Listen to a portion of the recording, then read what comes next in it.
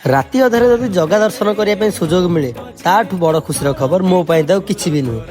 Hello everyone, ତ welcome to my mini blog. ତ ଲାଗିଲା ଜଗାର ଡୋରି ଆଉ ଆମ ଘର ଲୋକ ସମସ୍ତେ ଚାଲିଲୁ ପୁରୀ। ମୋ କୁନି କୁନି ଭଣଜା ଭାଣିଜି, ମମି ମିନୁ, ଭାଇନା ଆଉ ଦିଦି ଆମେ ବାହାରି ପଡିଲୁ ଆଜି ପୁରୀ ଜଗା ଦର୍ଶନ ପାଇଁ। ଗାଡିର ଟାଙ୍କିକି ଫୁଲ କରିଦେଇ ପ୍ରାୟ ସନ୍ଧ୍ୟା 7ଟାରେ ଆମେ ବାହାରି ପଡିଲୁ ପୁରୀ ଅଭିମୁଖେ। ରାତି ପ୍ରାୟ 11:30ରେ ଆମେ ପହଞ୍ଚିଗଲୁ ପୁରୀରେ। ପ୍ରଥମେ ଆମେ ମା ବାଟମଙ୍ଗଳାକୁ ଦର୍ଶନ କଲୁ ଆଉ ଶୀଘ୍ର ବାହାରି ପଡିଲୁ କାଳିଆ ଦର୍ଶନ ପାଇଁ। ସେଠି ଯାଇ ମୁଁ ଦେଖିକି ରାତି ଅଧରେ ଆମ ପରୀକ୍ଷା ଲକ୍ଷ ଲକ୍ଷ ଭକ୍ତ କାଳିଆ ଦର୍ଶନ ପାଇଁ ଅପେକ୍ଷା କରିଥାନ୍ତି। କିଛି ସମୟ ପରେ ଗାଡିଟି ପାର୍କିଂ କରିସାରିଲା ପରେ ଆମେ ଜାଣିପାରିଲୁ କି ଦୁଇ ପିଲାଙ୍କ ଦାୟିତ୍ୱ ଆମମାନଙ୍କୁ ଦେଇଦେଇ ମମି, ମିନୁ ଆଉ ଦିଦି ଚାଲି ଯାଆନ୍ତି ଜଗା ଦର୍ଶନ ପାଇଁ।